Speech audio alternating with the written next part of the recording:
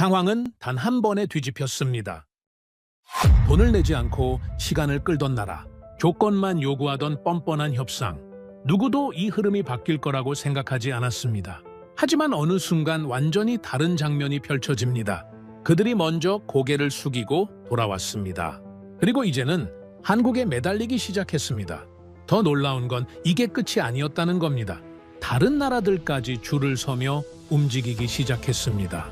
이제는 누가 사느냐가 아니라 한국이 누구에게 팔 것인가의 문제. 과거에는 상상도 못했던 완벽한 역전. 전 세계 방산 시장의 판을 완전히 뒤바꿔버린 이 사건. 도대체 무슨 일이 있었던 걸까요? 지금 그 결정적인 순간을 확인해 보시죠. 무기 하나 들여오겠다고 국가의 법을 통째로 뜯어 고친다고요? 말이 됩니까 이게? 저는 22년 동안 F-16부터 F-35까지 이 바닥 구석구석을 다 봐왔습니다. 그런데 이런 미친 상황은 처음입니다. 법을 바꾼다는 건 무슨 뜻인지 아십니까? 나라가 목숨 걸었다는 겁니다. 도대체 뭐가 그들을 이 지경까지 몰아붙인 겁니까? 저는 마이클 앤더슨입니다. 미국 워싱턴에서 22년째 글로벌 방산 시장을 분석하는 전문가죠. 전투기가 아니라 전투기가 팔리는 시장을 보는 사람입니다. 2024년 6월 제 책상에 긴급 보고서가 올라왔습니다. 필리핀 국방부 동향 분석이었죠. 첫 페이지를 펼치는 순간 제 눈을 의심했습니다. 필리핀 정부 전투기 도입 위한 특별법 개정 추진. 전투기 하나 사겠다고 국가 제도를 갈아엎는다고요? 그만큼 상황이 절박했다는 뜻입니다. 지금 남중국해를 보십시오. 완전 화약고입니다. 중국 전투기들이 하루가 멀다 하고 필리핀 영공을 들쑤시고 있죠.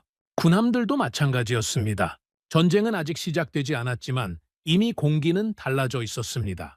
그런데 필리핀 공군은 뭘 하고 있었냐고요? 아무것도 못했습니다. 가진 전투기라곤 30년도 더 된 1980년대 고철 덩어리들 뿐이었으니까요.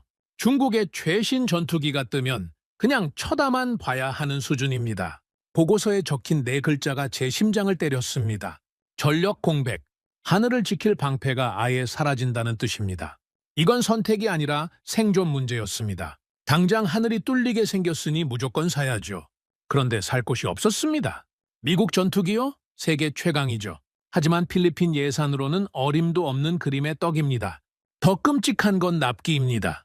지금 당장 계약서에 도장 찍어도 최소 5년을 기다려야 합니다. 당장 내일 중국이 밀고 내려올지 모르는데 5년을 어떻게 버팁니까? 그럼 유럽 전투기는 어떨까요? 기체는 훌륭합니다. 하지만 진짜 문제는 유지비입니다. 유럽제는 한마디로 돈 먹는 하마입니다.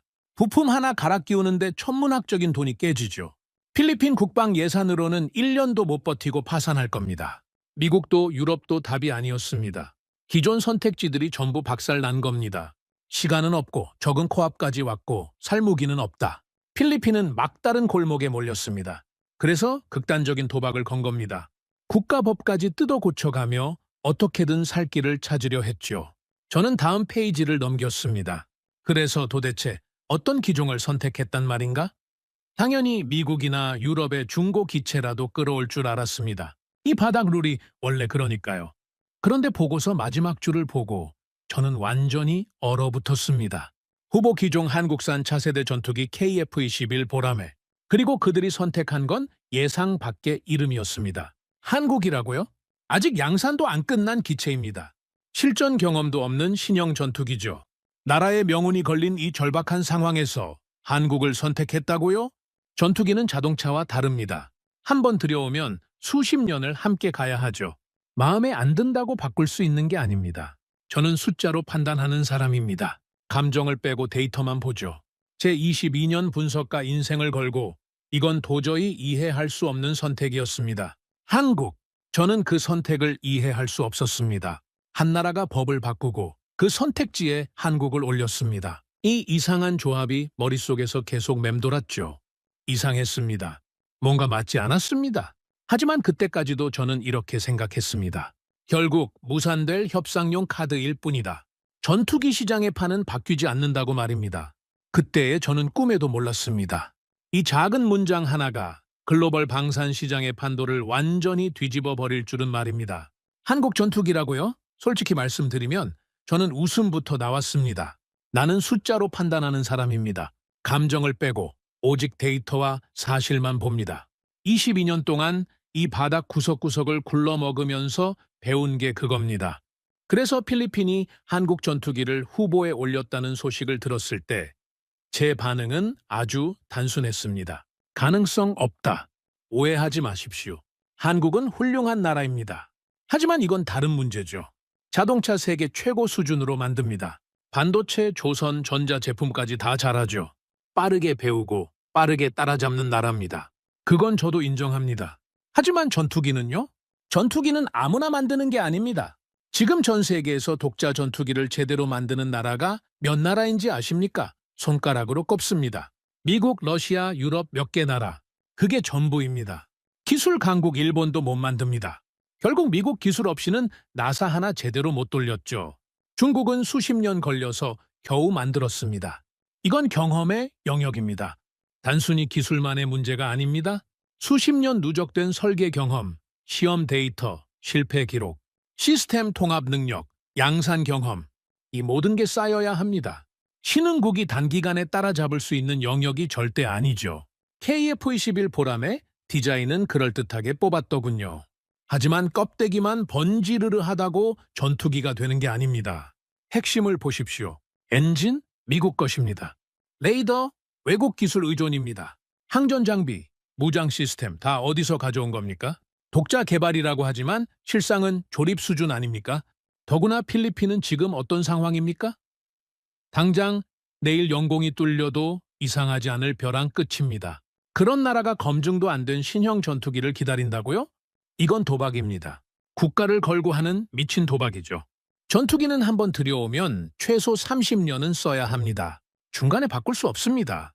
정비체계, 훈련 시스템, 무장, 전부 그 기종에 맞춰지거든요. 만약 문제가 생기면, 성능이 기대에 못 미치면, 부품 공급이 끊기면 그때 가서 후회해도 늦습니다.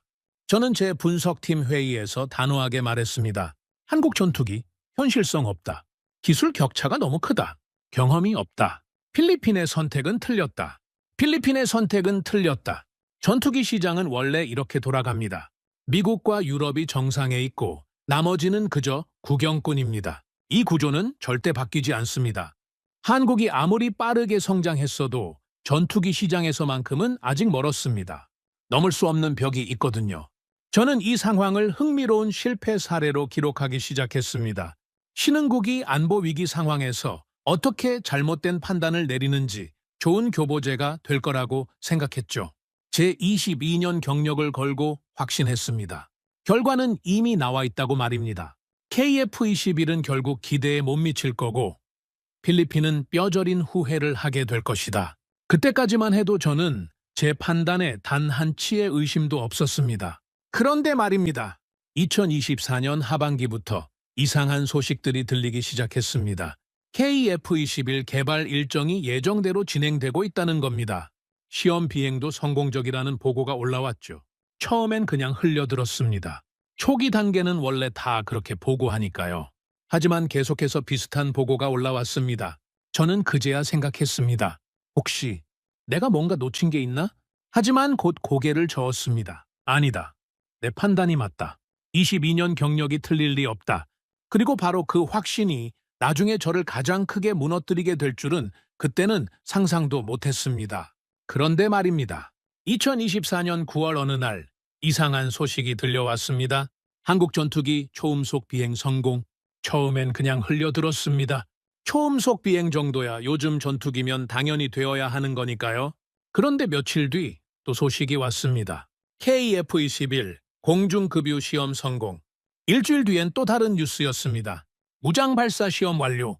그때 처음으로 뭔가 이상하다고 느꼈습니다. 너무 빠릅니다. 보통 신형 전투기는 한 단계 성공하면 몇 달씩 쉬어갑니다. 문제 분석하고 수정하고 재시험하고 그게 정상이거든요. 그런데 한국은 쉬지 않고 계속 앞으로만 나가고 있었습니다. 저는 제 부하 직원에게 물었습니다. KF-21 개발 일정 어떻게 돌아가고 있나? 예정대로 진행 중입니다. 지연은 없습니다. 치명적 결함은 보고된 바 없습니다. 이건 말이 안 됩니다. 지연이 없다고요? 치명적 결함도 없다고요? 미국 F-35 개발할 때 얼마나 고생했습니까? 일정은 수년씩 밀렸고 예산은 2배로 뛰었죠. 세계 최강 미국도 그 모양인데 한국이 문제없이 간다고요? 저는 직접 자료를 뒤지기 시작했습니다. 시험 비행 6차 성공, 시험 비행 7차 성공, 시험 비행 8차 성공. 전부 성공입니다. 이건 내가 예상한 결과가 아니었습니다. 보통 이 단계에서는 실패가 나와야 정상입니다. 그래야 문제를 발견하고 고치죠. 그런데 한국은 계속 성공만 하고 있었습니다. 더 이상한 건 속도였습니다. 한국의 개발 속도는 비정상적이었습니다. 한 달에 한 번씩 시험 비행을 해야 정상인데 한국은 2주에 한 번씩 날리고 있었습니다. 게다가 매번 성공이었죠. 이건 제가 22년 동안 본 적 없는 광경이었습니다. 저는 팀 회의를 소집했습니다. 다들 KF-21 상황 보고 있나? 젊은 분석가가 조심스럽게 말했습니다. 예, 솔직히 예상보다 훨씬 잘 되고 있습니다. 잘 되고 있다고? 제 목소리가 날카로워졌습니다. 아직 초기 단계야. 진짜 문제는 나중에 터진다고. 다른 팀원이 끼어들었습니다. 하지만 팀장님, 이 속도면 내년엔 양산 들어갈 수도 있습니다. 양산? 저는 코웃음을 쳤습니다. 꿈깨. 양산까지 가려면 최소 3년은 더 걸려. 그런데 그 젊은 분석가가 다시 입을 열었습니다. 팀장님, 만약 한국이 정말로 해낸다면요? 내 팀 일부는 이미 다른 결론을 내리고 있었습니다. 회의실이 조용해졌습니다. 저는 손을 들어 제지했습니다. 아직 아니야. 데이터 몇 개 좋게 나왔다고 성공이 보장되는 게 아니야. 하지만 운이야. 초반 운이 좋은 거라고. 이건 단순한 운이다. 제 목소리가 회의실에 울렸습니다. 팀원들이 저를 쳐다봤습니다. 저는 깨달았습니다. 제가 지금 화를 내고 있다는 걸요. 왜 화가 났을까요? 그날 밤 저는 혼자 남아 생각했습니다. 너무 빠르다. 한국은 멈추지 않고 계속 앞으로 나가고 있었습니다. 마치 이미 길을 알고 있는 것처럼, 마치 실패할 줄 모르는 것처럼 등골이 서늘해졌습니다. 설마 혼잣말이 나왔습니다. 설마 한국이 정말로 해낼 수 있을까? 하지만 나는 그걸 인정할 수 없었습니다. 제 22년 경력이 틀렸다는 걸 인정하는 순간 제가 믿어왔던 모든 게 무너질 것 같았거든요. 저는 스스로를 다독였습니다. 아니야, 불가능해. 분명 문제가 생길 거야. 신흥국은 원래 그렇게 되어 있어. 하지만 제 목소리는 떨리고 있었습니다. 그날 밤 저는 처음으로 불안을 느꼈습니다. 한국이 계속 성공하면 어떻게 되는 거지? 그 질문이 머릿속을 떠나지 않았습니다. 그리고 그 불안은 곧 현실이 될 예정이었습니다. 2024년 10월 어느 날 제가 기다리던 소식이 터졌습니다. KF-21 치명적 문제 발생. 저는 보고서를 펼치며 길게 한숨을 내쉬었습니다. 드디어 왔구나. 그동안 저를 괴롭히던 불안감이 싹 가시는 기분이었죠. 결국 문제는 처음과 같았습니다. 기술이었습니다. 에이서 레이데오. 전투기의 눈이자 심장이라고 불리는 가장 핵심적인 장비였습니다. 이 기술은 전 세계에서 극소수 국가만 쥐고 있습니다. 미국, 유럽 일부, 이스라엘 정도죠. 절대 남에게 안 주는 1급 기밀입니다. 한국은 처음에 미국한테 돈 주고 사려고 했습니다. 하지만 미국이 단칼에 거절했죠. 그래서 한국이 직접 만들겠다고 나선 겁니다. 제가 처음부터 콧방귀를 꼈던 이유가 바로 이거였습니다. 전투기의 심장, 그걸 넘지 못하면 끝입니다. 아무리 다른 부분이 뛰어나도 핵심 기술이 없으면 독자 전투기가 아닙니다. 껍데기만 번지르르한 반제품일 뿐이죠. 보고서를 읽어 내려갈수록 상황은 처참했습니다. 테스트할 때마다 오류가 터졌습니다. 표적을 놓치고 시스템이 다운되고 기체와 호환도 안 됐죠. 100km 밖 표적을 찾아야 하는데 50km에서 놓쳤습니다. 또 한 번은 아예 시스템이 꺼져 버렸죠. 이런 상태로 실전에 나가면 어떻게 됩니까? 적기를 발견도 못하고 격추당합니다. 한국 연구진들은 그야말로 지옥을 보고 있었습니다. 3일 동안 집에 못 들어간 사람이 수두룩했습니다. 책상 밑에서 잠깐 눈 붙이고 다시 일어나서 컴퓨터 앞으로 가는 삶이 반복됐습니다. 어느 연구원의 일기가 언론에 흘러나왔습니다. 오늘도 실패했다. 72시간째 잠을 못 잤다. 동료가 코피를 쏟으며 쓰러져 응급실로 실려갔다. 이제 정말 안 되는 건가? 그 처절한 기록을 읽으며 저는 생각했습니다. 역시 안 되는구나. 수백 번, 수천 번 다시 세팅하고 하늘에 띄웠지만 모니터의 에러 메시지는 사라지지 않았습니다. 실패, 실패, 또 실패. 시간은 그들을 기다려주지 않았습니다. 일정은 이미 턱 밑까지 쫓아왔습니다. 2026년 양산 목표인데 지금이 2024년 하반기입니다. 1년 남짓밖에 안 남았죠. A사 레이더 문제를 1년 안에 해결한다고요. 미국도 수십 년 걸린 걸? 불가능합니다. 여기서 시간이 더 지체되면 전체 프로젝트가 중단될 위기였습니다. 수조 원에 달하는 국민들의 세금이 허공으로 날아갈 판이었죠. 외부 평가도 싸늘하게 식어갔습니다. 한국의 무모한 도전, 결국 한계에 부딪히다. 신흥국에겐 무리였다. 야심찬 도전이었으나 현실의 벽, 글로벌 방산 매체들이 앞다투어 부정적인 기사를 쏟아냈습니다. 미국 동료들은 저에게 이메일을 보내며 비웃었습니다. 마이클, 내 말이 맞았어. 한국은 조립까지만이야. 해외 전문가들도 입을 모아 말했습니다. 한국은 여기까지다. 저 역시 완벽하게 같은 생각이었습니다. 저는 필리핀 국방부에 보낼 최종 의견서를 작성하기 시작했습니다. 제목은 이렇게 정했습니다. KF-21 프로젝트 실패 사례 분석. 신흥국의 전투기 개발이 왜 실패하는지 완벽한 교보제가 될 거라고 생각했죠. 저는 키보드를 두드렸습니다. 한국은 훌륭한 제조 강국이다. 하지만 전투기는 다른 차원의 문제였다. 핵심 기술 없이는 결코 독자 전투기를 만들 수 없다. 나는 다시 확신했습니다. 이건 실패다. 모든 것이 제자리로 돌아오고 있었습니다. 미국과 유럽이 지배하는 원래의 시장 질서로 말입니다. 제 22년 분석가 인생에서 이 바닥에 이변은 없다는 것을 다시 한번 확인하는 순간이었죠. 저는 홀가분한 마음으로 의견서 전송 버튼에 마우스를 올렸습니다. 한국의 무모한 도전은 이렇게 막을 내리려 하고 있었습니다. 이제 정말 끝이라고 생각했습니다. 전투기 시장의 판은 절대 바뀌지 않습니다. 미국과 유럽이 정상이고 나머지는 구경꾼입니다. 한국도 예외는 아니었죠. 저는 의견서를 최종 검토했습니다. 문장 하나하나가 완벽했습니다. 제 22년 경력의 결정판이었습니다. 그런데 바로 그 순간 저는 꿈에도 몰랐습니다. 한국이 세계를 완전히 뒤집을 준비를 하고 있다는 사실을요. 5장? 마우스를 쥔 손이 허공에서 딱 멈췄습니다. 화면 구석에 뜬 긴급 뉴스 속보 한 줄 때문이었죠. 한국 A사 레이더 국산화 성공. 그 소식을 들었을 때 저는 말을 잃었습니다. 뭐라고요? 성공? 국산화? 저는 커피잔을 놓쳤습니다. 뜨거운 커피가 바지에 쏟아졌지만 전혀 느껴지지 않았죠. 이건 불가능한데? 불과 며칠 전까지만 해도 에러투성이던 바로 그 장비입니다. 미국도 수십 년 걸렸고 절대 남에게 기술 안 주는 그 레이더였죠. 한국이 스스로 해냈다고? 저는 황급히 기사를 클릭했습니다. 한국 방위산업체 72시간 불철주야 끝에 핵심 기술 돌파, 독자 개발 성공, 해외 의존 완전 탈피. 제 손이 떨렸습니다. 이건 부품 하나 새로 끼운 수준이 아닙니다. A사 레이더는 전투기의 진짜 눈이거든요. 이걸 맨 땅에 헤딩으로 만들어냈다는 건 세계 방산 지도를 뒤흔드는 대사건입니다. 10분 뒤 제 이메일로 시험 데이터가 날아왔습니다. 저는 숨을 죽이고 파일을 열었습니다. 이건 단순한 성공이 아니었습니다. 모든 수치가 기준선을 훌쩍 넘고 있었습니다.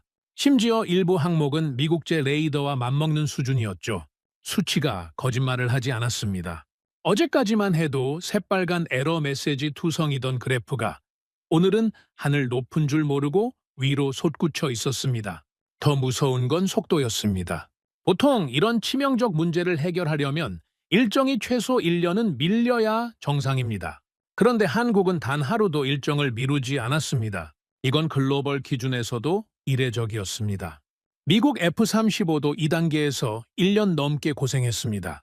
그런데 한국은 마치 이미 정답을 알고 있었던 것처럼 술술 진행하고 있었습니다. 사무실이 발칵 뒤집혔습니다. 젊은 분석가가 방문을 벌컥 열고 들어왔습니다. 팀장님 보셨습니까? 한국이 기어코 해냈습니다. 사무실 밖에서는 누군가 박수를 치는 소리가 들렸습니다. 와, 저 나라 진짜 독종이네. 이 정도면 미국도 긴장해야 하는 거 아닙니까? 여기저기서 감탄사가 터져 나왔습니다. 뭔가 바뀌고 있었습니다. 얼마 전까지만 해도 한국을 비웃던 해외 전문가들이 태도를 싹 바꿨습니다. 기적 같은 일이다. 한국의 기술력을 완전히 다시 평가해야 한다. 하지만 저는 그 박수 소리에 동참할 수 없었습니다. 의자에 멍하니 앉아 허공만 바라봤죠. 내가 알고 있던 기준이 무너지고 있었습니다. 22년 동안 제가 쌓아온 모든 분석들이 흔들리고 있었습니다. 신흥국은 절대 핵심 기술의 벽을 넘을 수 없다. 이게 제 확신이었습니다. 그런데 한국은 그 벽을 박살내버렸습니다. 얼굴이 화끈거렸습니다. 화면 한쪽에 띄워둔 실패 분석 보고서가 저를 비웃는 것 같았죠. 내가 틀린 건가? 그 질문이 머릿속을 맴돌았습니다. 하지만 저는 마우스를 꽉 쥐었습니다. 아니야. 이건 운이 좋았을 뿐이다. 레이더 하나 성공했다고 전투기가 뚝딱 완성되는 건 아니잖아. 그날 밤 또 다른 소식이 들려왔습니다. KF-21 레이더 장착 후 초음속 비행 성공. 모든 시스템 정상 작동. 무장 통합 테스트 예정대로 진행. 연이어 터지는 성공 소식들이었습니다. 한국은 멈추지 않고 계속 앞으로 나아가고 있었습니다. 해외 언론도 완전히 바뀌었습니다. 한국 전투기, 예상 뒤엎고 빠른 진전, 독자 기술 확보로 수출 가능성 열려, 아시아 방산 시장의 새로운 강자 등장, 전 세계 방산 전문가들의 시선이 한국으로 쏠리기 시작했습니다. 그리고 그중 가장 불안한 사람이 바로 저였습니다. 저는 자리에서 벌떡 일어나 혼잣말을 중얼거렸습니다.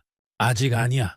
양산 단계 가면 분명 문제 생길 거야. 하지만 나는 아직 인정하지 않았습니다.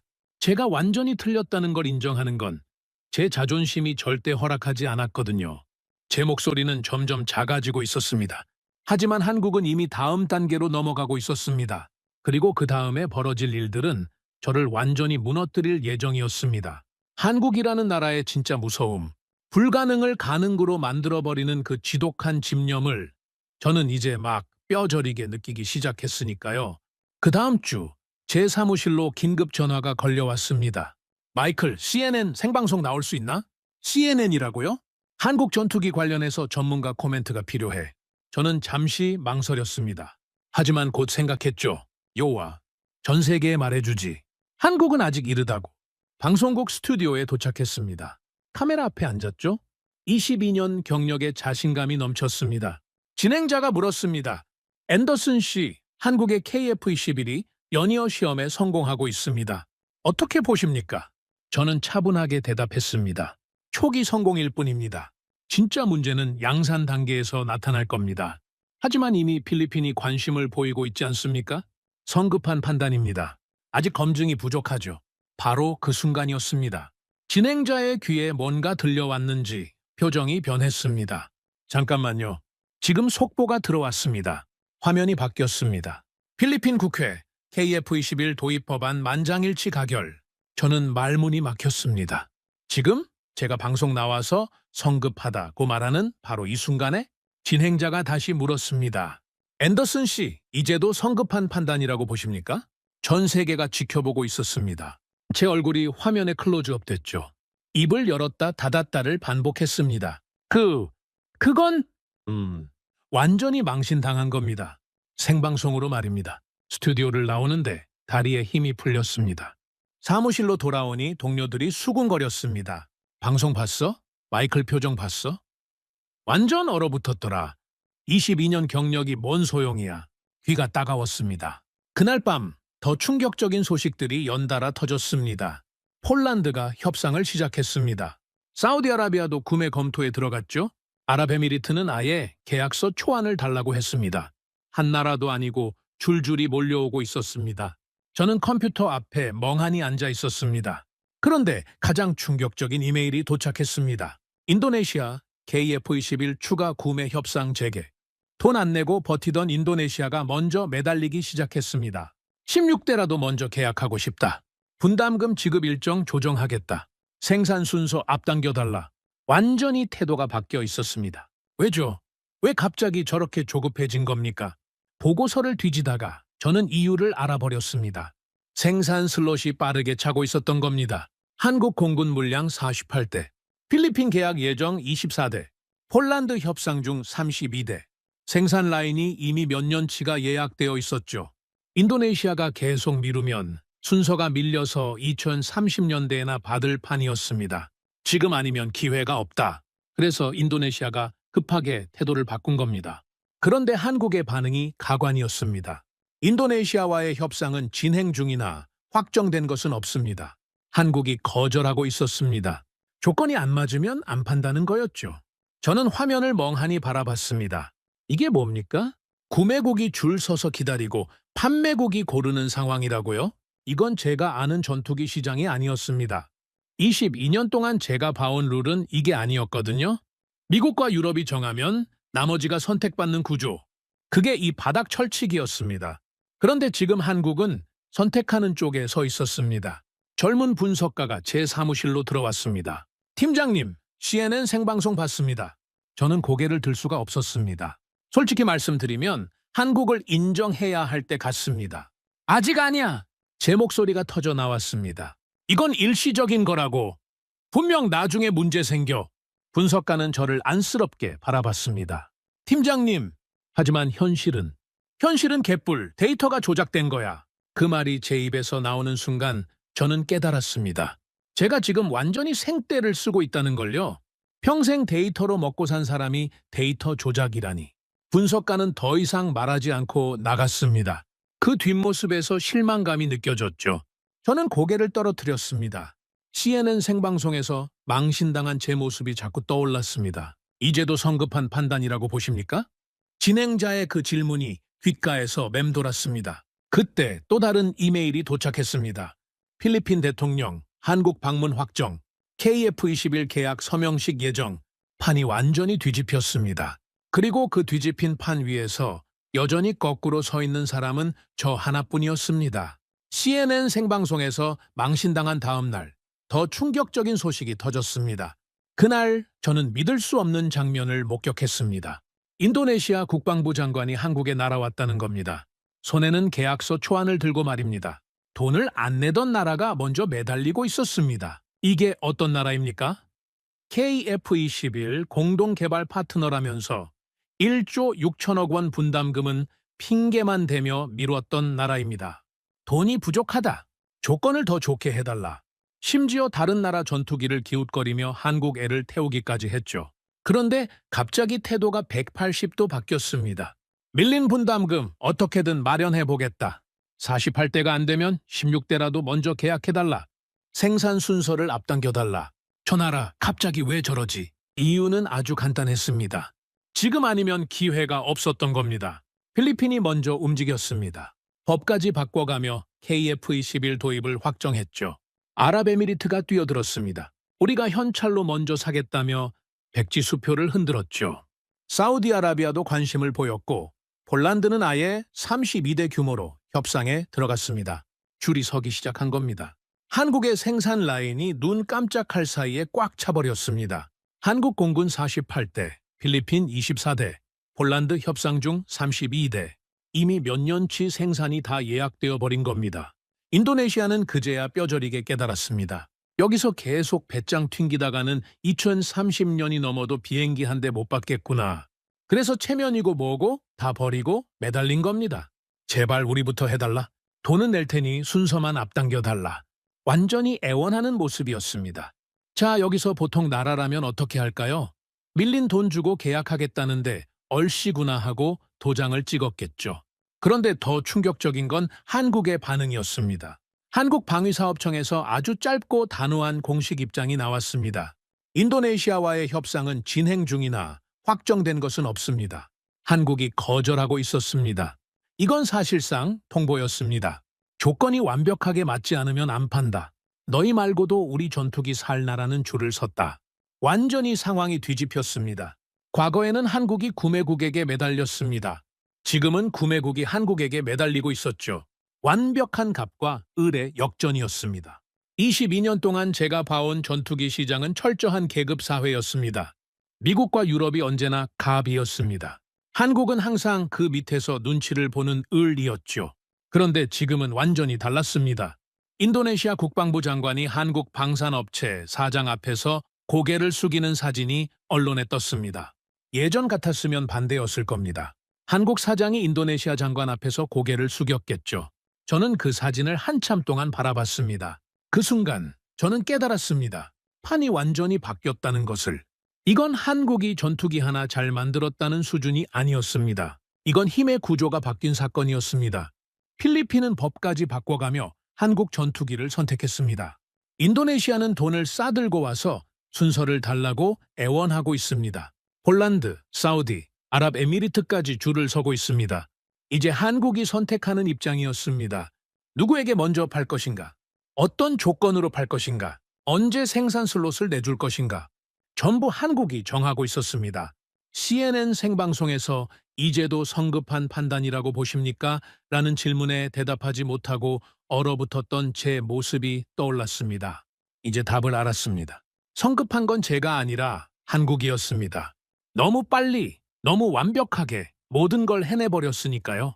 그리고 그 빠른 속도를 따라잡지 못한 건 바로 저였습니다. 22년 경력의 전문가라는 자만심에 갇혀 세상이 바뀌는 걸 보지 못했던 사람. 제가 절대 무너지지 않을 거라고 맹세했던 그 거대한 시장의 벽을 한국이라는 나라가 정면으로 박살내고 올라선 겁니다. 저는 천천히 자리에서 일어나 사무실 창밖을 바라봤습니다. 이제 글로벌 방산 시장은 한국의 허락을 기다려야 하는 새로운 시대로 접어들었습니다. 그 다음 달, 저는 두바이 글로벌 방산 전시회에 참석했습니다. 세계는 이미 움직이고 있었습니다. 전시장에 들어서자마자 놀라운 광경을 목격했습니다. 한국 부스 앞에 긴 줄이 서 있었거든요. 폴란드 국방부 장관, 사우디아라비아 공군 참모총장, 아랍에미리트 왕실 관계자, 전부 KF-21 브리핑을 기다리고 있었습니다. 한국을 더 이상 무시하는 나라는 없었습니다. 불과 1년 전만 해도 한국 부스는 한산했습니다. 그런데 지금은 전시회에서 가장 붐비는 곳이 되어 있었죠. 왜일까요? 기존 강자들의 한계가 드러나고 있었습니다. 미국 전투기는 최고 성능이지만 가격이 천문학적이고 납기가 너무 깁니다. 유럽 전투기는 훌륭하지만 유지비가 중소국 예산을 파탄냅니다. 그 사이에서 KF-21은 완벽한 해답이 되고 있었습니다. 가격은 미국의 절반, 유지비는 유럽보다 훨씬 낮음, 납기는 3년 이내, 성능은 현대전에 충분했습니다. 각국 국방부는 계산기를 두드렸습니다. 모든 걸 고려하면 KF-21이 최선의 선택이었습니다. 게다가 한국은 전투기만 파는 게 아니었습니다. 레이더, 미사일, 정비 시스템, 조종사 교육까지 패키지로 팔고 있었습니다. 이제는 선택이 아니라 경쟁이었습니다. 각국이 서로 먼저 계약하려고 경쟁했습니다. 생산 슬롯이 제한되어 있었기 때문입니다. 전투기를 산다는 건 한국을 선택한다는 의미였습니다. 저는 한국 부스 앞을 천천히 지나갔습니다. 한국 담당자가 각국 대표들에게 설명하고 있었습니다. 자신감 넘치는 목소리였죠. 저희 조건은 이렇습니다. 생산 슬롯은 이미 3년치가 찼습니다. 서두르시는 게 좋을 겁니다. 당당했습니다. 시장 자체가 바뀌고 있었습니다. 과거에는 미국과 유럽이 기준을 정했습니다. 이제는 한국이 새로운 기준이 되고 있었습니다. 가격 대비 성능, 빠른 납기, 안정적인 공급망. 이게 새로운 표준이 되었습니다. 이제 한국이 기준입니다. 나는 결국 인정할 수밖에 없었습니다. 저는 호텔 방으로 돌아와 노트북을 열었습니다. 나는 수많은 무기를 분석해왔습니다. F-16부터 F-35까지. 그리고 늘 같은 기준으로 판단했습니다. 기술, 가격, 성능. 하지만 한국은 그 세 가지를 넘어섰습니다. 그들은 포기하지 않았습니다. 끝까지 밀어붙였습니다. 결국 스스로 길을 만들었습니다. 이제 나는 압니다. 전투기를 만든다는 건 단순한 기술이 아닙니다. 그건 한 나라의 의지입니다. 실패를 두려워하지 않는 용기, 한계를 인정하지 않는 집념, 불가능을 가능으로 바꾸는 끈기. 그리고 지금 그 의지를 가장 강하게 증명한 나라가 있습니다. 대한민국입니다. 저는 보고서 제목을 이렇게 썼습니다. KF-21, 불가능을 현실로 만든 국가. 그리고 마지막 문장을 이렇게 적었습니다. 이들은 증명했다. 의지가 있다면 누구든 정상에 오를 수 있다는 것을. 저는 22년 동안 한국을 무시했습니다. 그리고 22년 동안 틀렸습니다. 세상을 바꾸는 건 거대한 자본도 오래된 경험도 아닙니다. 포기하지 않는 의지입니다. 한국은 그 의지로 전 세계를 놀라게 만들었습니다. 그리고 이제 전 세계가 한국 앞에 줄을 서고 있습니다. 글로벌 방산 시장은 이제 한국의 시대로 접어들었습니다. 그리고 저는 그 위대한 변화의 증인이 되었습니다. 긴 영상 끝까지 시청해 주셔서 진심으로 감사드립니다. 여러분이 느끼신 그 자부심이 바로 대한민국의 진짜 힘입니다. 좋아요와 구독 부탁드립니다.